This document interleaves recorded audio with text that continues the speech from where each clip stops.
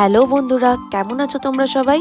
SP লাইফস্টাইলের আরও একটা নতুন ভিডিওতে তোমাদের সবাইকে স্বাগত জানাই। অনেক দিন পর আবার আজকে একটা নতুন ভিডিও নিয়ে চলে এসেছি, আর এই ভিডিওতে থাকছে আমাদের মুর্শিদাবাদ ট্রিপের কিছু বিশেষ মুহূর্ত। বন্ধুরা মিলে হঠাৎই 2 দিনের ছুটি অ্যারেঞ্জ করতে পেরেছিলাম বলে মুর্শিদাবাদ যাওয়ার প্ল্যানটা খুব তাড়াতাড়ি করে নিয়েছিলাম। আসলে মুর্শিদাবাদ যাওয়ার জন্য না, আমাদেরই গ্রুপে একজন বন্ধুর বাড়িতে আমরা যাব বলে সবাই উঠে পড়ে লেগেছিলাম, আর সেখান থেকেই আমাদের মুর্শিদাবাদ যাওয়া।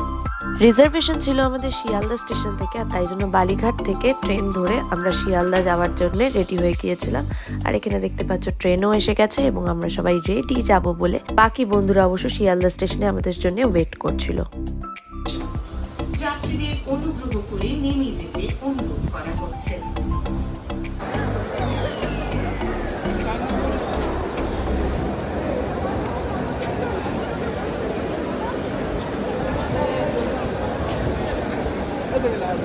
এই তো কাকা কাকা কখন থেকে দাঁড়িয়ে আছে কাকা? খাওয়া শুরু হয়ে গেল। শিয়ালদা স্টেশনে রিজু আমাদের জন্য ওয়েট করছিল। অফিস থেকে ডিরেক্টলি ও শিয়ালদা চলে এসেছিল, আর আমরা যেতেই ওদের সঙ্গে দেখা করে নিলাম। আর এখন শুরু হয়ে গেছে আমার খাওয়া দাওয়ার পার্ট। আসলে ঘুরতে যাব আর খাওয়া দাওয়া করব না তা তো কখনো হয় না, তাই যাওয়ার শুরু থেকেই আমার না খেলে মনটা বেশ খারাপ লাগে। এখান থেকে রিজুও বেশ লোভনীয় কিছু খাবার দাবার কিনে নিয়েছিল ট্রেনে খাওয়ার জন্যে। তবে ট্রেনে খাওয়ার অপেক্ষায় আমি ছিলাম না, আমি এখান থেকেই শুরু করে দিয়েছিলাম। খাওয়া দাওয়া শেষ করে আমরা ট্রেনের দিকে যাচ্ছিলাম, কারণ ট্রেনটা প্ল্যাটফর্মে অলমোস্ট দিয়েই দিয়েছিল। কিন্তু তখনও আমাদের গ্রুপে 2 জন মেম্বার এসে উপস্থিত হয়নি, তাই জন্য আমাদের খুব একটা টেনশনও চলছিল। কিন্তু তবু এনজয় করতে করতে আমরা ট্রেনের দিকে এগিয়ে যাচ্ছিলাম।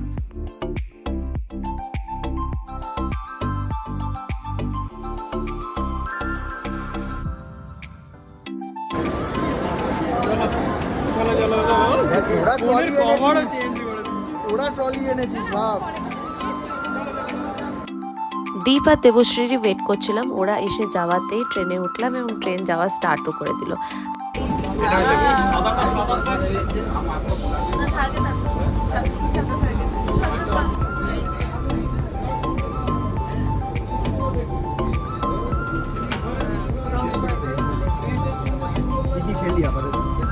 কফি খেয়েছি, বিস্কুট খেয়েছি, চিপস খেয়েছি, স্যান্ডউইচ খেয়েছি, ব্যাস মুড়ি খাবো। তাহলে তোমরা দেখতেই পেলে অলরেডি আমি অনেক কিছু খেয়ে ফেলেছি এবং কফি খেতে খেতেও আমার মাথায় ঘুরছিল কখন আমি মুড়ি খাবো। আসলে ট্রেনে উঠলে ট্রেনের সমস্ত খাবার ট্রাই না করা অবধি আমার শান্তি হয় না।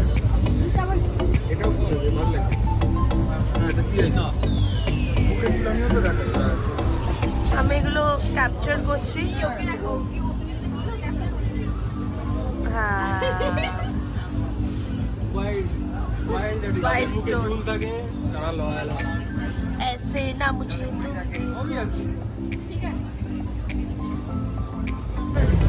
প্রমিলা ডিমটা পেড়েছে প্রমিলা, ডিমটা প্রমিলাই পেড়েছে।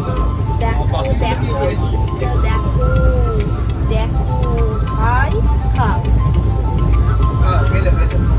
হ্যাঁ হ্যাঁ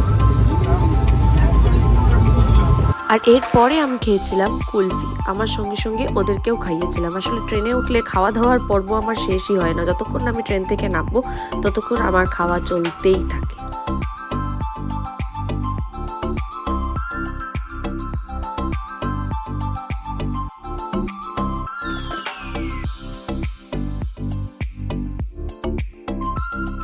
আর ট্রেনে খাওয়া দাওয়ার পর্ব শেষে আমরা পৌঁছে গিয়েছিলাম বহরমপুর আলটিমেটলি, যেখানে ছিল দ্বীপের বাড়ি। আমাদের সেখানেই যাওয়ার কথা ছিল।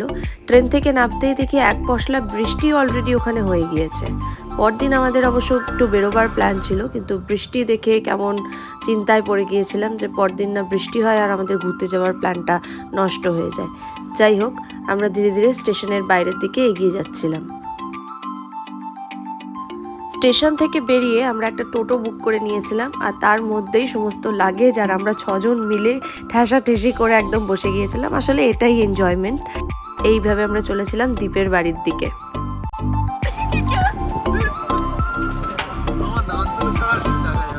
ফিরতে বেশ খানিকটা রাত হয়েছিল বলে আর ভিডিও নেওয়া হয়নি, তাই পরদিন সকালবেলা আমরা রেডি হয়ে মুর্শিদাবাদের সমস্ত জায়গাগুলো দেখব বলে বেরিয়ে পড়েছিলাম এক এক করে। সকাল থেকে উঠে আমরা সেজে গুজে বেরোবার বেশ প্ল্যান করে নিয়েছিলাম, কিন্তু এখানে সৌভিক আমাদের যা বিশাল তাড়া দিয়েছিল, কোনো মতে তাড়াতাড়ি করে বেরোতে হয়েছিল।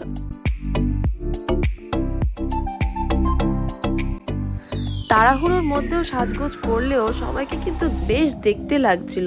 এখানে মাঝখান থেকে আমার আর দেবশ্রীর ড্রেসটা পুরো একদম কোইন্সিডেন্টলি একরকম হয়ে গিয়েছিল।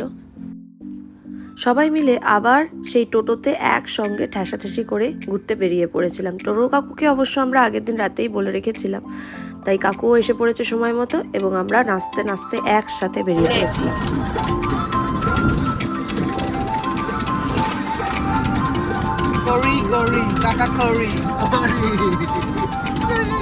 দেখা তো পরিটা কিরম করে আমরা পয়সা দেবো আজকে।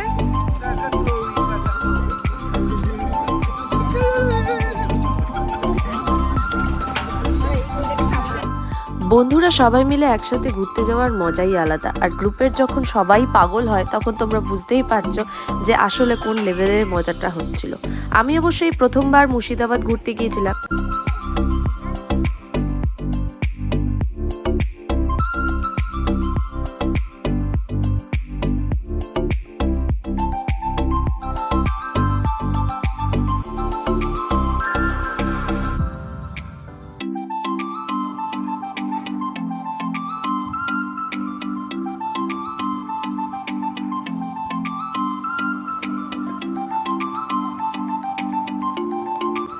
এটা ছিল মুর্শিদাবাদের কাটরা মসজিদ। আসলে জায়গাটা যে এত সুন্দর, আমরা এখানে প্রায় কোটিখানেক ফটো ভিডিও শ্যুট করে ফেলেছিলাম।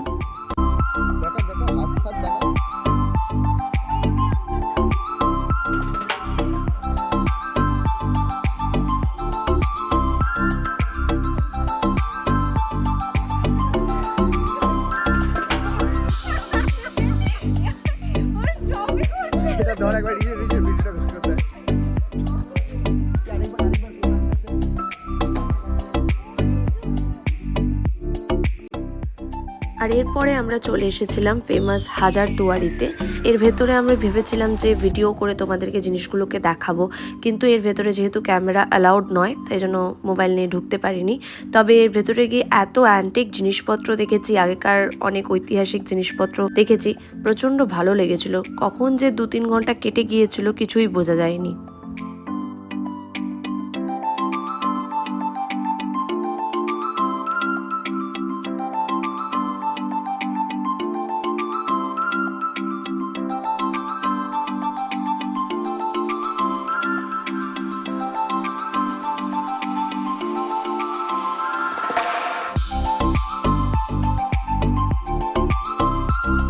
প্রায় 2 ঘন্টা ধরে হাজারদুয়ারি ঘোরার পর প্রচণ্ড টায়ার্ড হয়ে গিয়ে আমরা এই সিঁড়িটায় বসেছিলাম।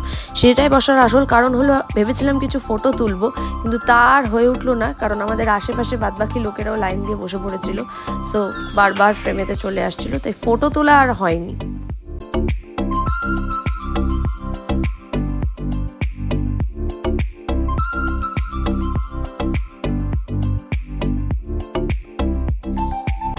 ফাঁকা জায়গা, সুন্দর পুরনো বাড়ি, লোকেশন দেখতে পেয়ে যেখানে পেরেছি সেখানে আমি আর দেবশ্রী মিলে রিল শ্যুট করতে লেগেছি।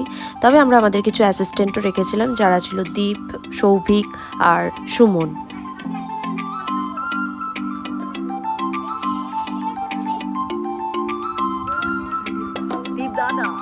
মুর্শিদাবাদের সমস্ত জায়গাগুলোকে আমরা টুকটুক করে ঘুরে নিয়েছিলাম, আর সবশেষে প্রচণ্ড টায়ার্ড হয়ে পড়ে রয়েছিল এই জায়গাটা। এই জায়গাটার নাম ছিল কাঠগোলা। এত সুন্দর ছিল এর ভেতরটা, তোমরা আমাদের সঙ্গে গেলেই বুঝতে পারবে। বাড়ি, পুকুর সব মিলে একটা দারুণ লোকেশন, আর এখানে অনেক শুটিংও হয়েছে বলে শুনেছি। সুন্দর লোকেশন আর রিল করবো না তা কখনো হয়, তাই দেখো প্র্যাকটিস করতে করতেই মোটামুটি আমরা এর ভেতর দিকে ঢুকছিলাম।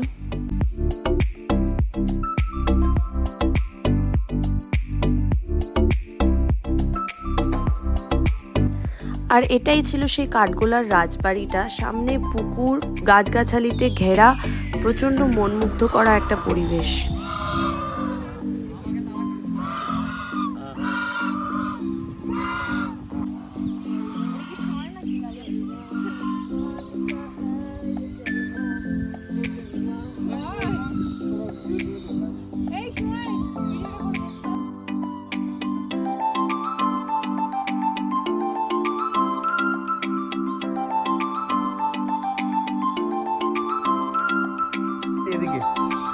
এদিকে সবাই পিছে, এই ছোট বৌদিকে ডাক, এখান থেকে ছবি উঠবে। সবাই হাত নাড়াও, লিচু নাড়াও। হ্যাঁ,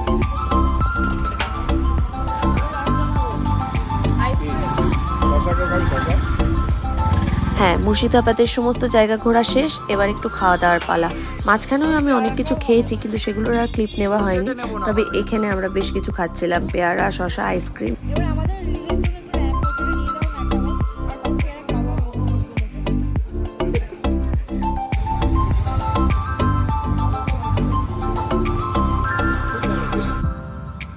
আর এভাবে আমাদের মুর্শিদাবাদ ঘোরার পালা শেষ। এবার আমরা বাড়ি ফিরছি। টোটো কাকুকে আবার ডেকে নিয়েছিলাম আর চলে এসেছিলাম বহরমপুর স্টেশনে। দুদিনের এই যে রিফ্রেশমেন্টটা কাজে যে কি এনার্জি দেবে তোমাদের আর কি বলি।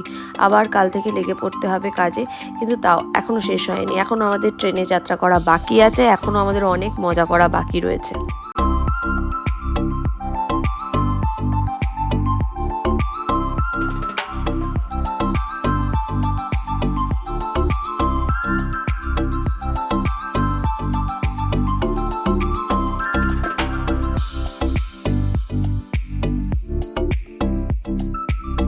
বাবা কি আনন্দ বল, তুই জানিস ওই জানি না।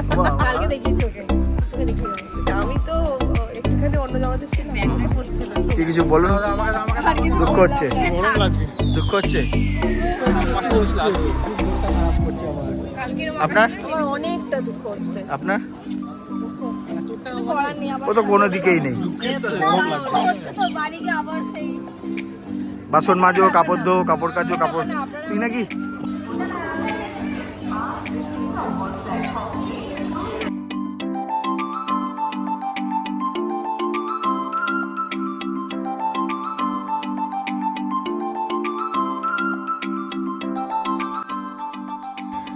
আজ তবে ভিডিওটা এখানেই শেষ করছি। ভিডিওটা যদি তোমাদের ভালো লেগে থাকে তাহলে আমাদের চ্যানেলটাকে সাবস্ক্রাইব করে দিও, লাইক, শেয়ার আর একটা কমেন্ট করে দিও। দেখা হচ্ছে পরের ভিডিওতে। ততদিন তোমরা সুস্থ থেকো, ভালো থেকো, আবার দেখা হবে।